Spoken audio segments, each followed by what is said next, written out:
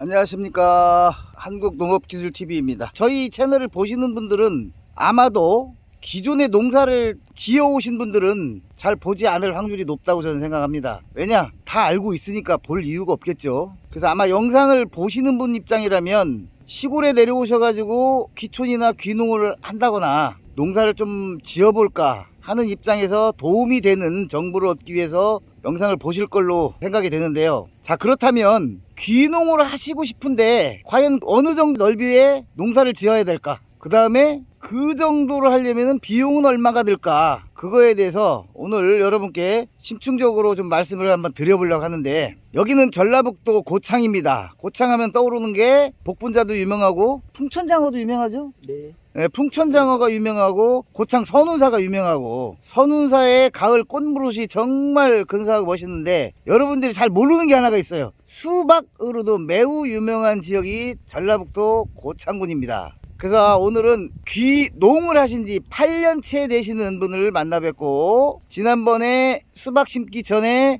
땅 만들기 작업에 협조하신 대표님이신데요. 오늘은 이 대표님께서 8년 되셨다고 하는데, 이 8년 동안 농사를 지면서 그리고 귀촌하면서 필요한 토지와 하우스를 장만하시는 데까지 들어간 다양한 정보를 한번 드려보도록 하겠습니다. 자, 전면에 보이는 하우스 5동, 둘, 넷, 저쪽까지, 저기 파란 물통 있는 데까지 5동 맞죠?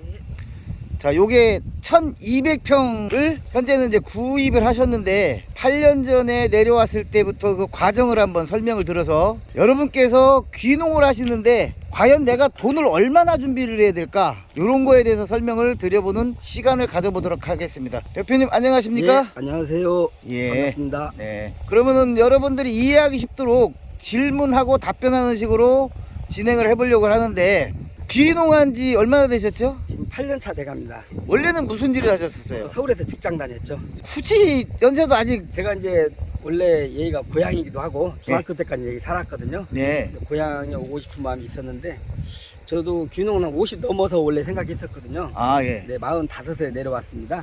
내려오게 된 계기는 동창회 다니고 하다 보니까 동창들도 농사 짓는 친구들도 있었고, 선배, 후배님들 만나면서 또 이 동네가 특화작물이 있다 보니까, 네. 막연한 뭐 논농사, 밭농사 이런 게 아니고 특화작물이 있다 보니까, 그래서 8년 동안 농사를 해보니까 잘 내려왔구나, 아, 괜히 내려왔구나.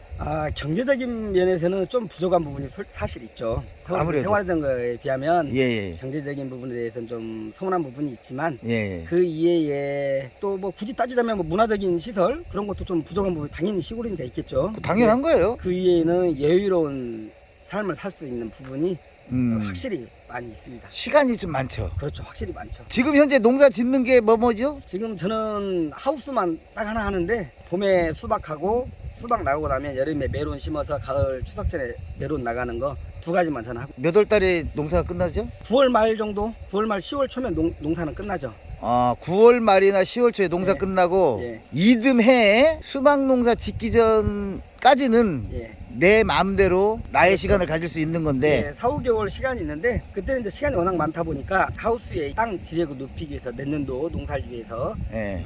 땅에 이제 뭐 쟁기질 한다든가 퇴비를 넣는다든가 그런 부분들 잠깐씩 일하는데, 그런 건 전체적으로 다 기계로, 쓰는 거죠. 그런 건 기계로 하니까 그렇게 어렵거나 그렇죠. 힘들거나. 예, 그런 거 없고 시간은 충분하니까 4, 아. 5개월 쉬는 동안에 뭐 퇴비 넣고 땅 갈고 하는데 몇 번 하겠습니까? 그러게요. 며칠 하겠어요. 예. 그러면 지금 이게 딱 1200평이라고 그랬고, 예. 200평짜리 하우스가 예. 또 5동이 있는데, 요거는 어떻게 구입을 하신 겁니까? 처음에부터 과정을 조금 설명을 드리면. 예. 사실 이게 귀농해서 농사 짓는다는 게 비용적인 부담이 좀 생깁니다. 예, 저 같은 그렇더라고요. 경우도 처음에 내려와서 3년간은 이 하우스를, 이 땅에 지어진 하우스만 지상물만 구입을 했죠. 그리고 3년 동안 땅은 임대로 해서 쓰는데, 땅은 임대로 하고, 예. 위에 지어진 하우스를, 예, 지상물만 구입을 하는 겁니다. 그게 이제 7년 전에, 8년 네, 전에 그렇게 네, 했는데, 네. 그때 당시 가격이 당시 가격이 1,500만 원 정도 들었습니다. 하우스를, 5동 사는데, 근데 이제 요즘은 저기 비철값이 많이 올라가지고, 그렇죠, 그렇죠. 중고 하우스도 한 2천만 원, 2,500만 원 정도까지도 합니다. 만약에 요즘에 이 정도 200평짜리 하우스 5동을 산다고 하면 예. 2,000에서 2,500 정도 들고요. 새로 짓는다고 땅을 임대해서 내 경제적인 비용이 발생되기 때문에 땅만 임대를 하고 하우스를 짓겠다 싶으면 하우스를 짓는 데는 지자체마다 틀리지만 저희 같은 경우는 50% 보조를 받습니다. 50% 보조를 받는데 지금 같은 경우는 저 내려갈 때만 해도 한 5천만 원 정도면 지었거든요. 그러니까 내가 2,500만 원 내고 2,500만 원 보조를 받았는데 지금 워낙 올라가지고 지금 한 9천만 원 이상 들어갑니다. 보조를 받아도 4,500만 원은 4,500만 원 내 돈 내고 하우스를 짓는 비용이 들어가고 그러면 땅은 땅은 뭐 지역에 따라 땅값은 다를 거니까. 네, 그렇죠. 땅은 지역에마다 틀리죠. 이제 저희 같은 경우는 이 땅 같은 경우는 5년 됐나 구입한 지가 그때 당시 한 8,500 정도 들었던 것 같습니다. 8,500만 원 정도. 지역마다 틀립니다. 저희도 여기는 대단지 수박 하우스 주변 보시면 다 하우스인데 여기는 이제 소재지권이어가지고 좀 비싼 편이고. 그래서 면 소재지가 가깝고. 여기서 조금만 들어가면은 뭐 땅 5천, 6천, 7천 다 틀리고 하우스도 뭐 1,000, 1,500, 2천 그 정도는 다 여러 가지 다양합니다. 자 그러면은 지금 8년 차인데 아까 그 경제적인 부분에서 조금 미흡하다고 하셨거든요. 그렇다면 그동안 한 7년 동안 쭉 농사를 지어 오면서 아마 아주 세세하게 장부를 적진 않았겠지만 대략적으로 1년 매출이 평균적으로 얼마나 되던가요? 저 같은 경우는 이제 수박하고 멜론 두 가지를 하는데 매출로 보면은 평균 한 5천원 된다고 봅니다. 아, 연 매출이 5천. 연 매출이 5천인데. 근데 그게 한 6개월에서 7개월 정도 두 가지 작물을 심는 거예요. 그렇죠.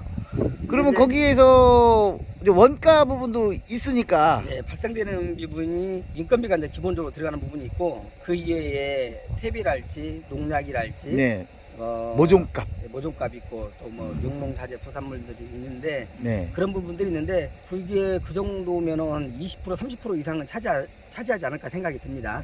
그러면 5천만 원 매출에 1,000만 원에서 1,500만 원 정도 원가. 그러면은 3,500에서 4천만 원 남는 거예요. 6, 7개월 일을 해서.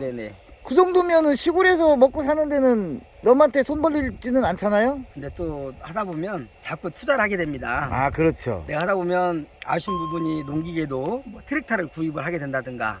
그런 건 있을 수 있어요. 그렇게 또 자꾸 그런 일이 자꾸 생기더라고요. 근데 그거는 투자되는 부분인데 그 농사뿐만이 아니고 도시에서 무슨 사업을 해도 마찬가지예요. 내가 썬반을 가지고 뭘 깎는데 일이 많이 들어오면 썬반 사야 됩니다. 그렇죠. 그거 어떻게 안 사겠어요? 투자하는 부분이니까.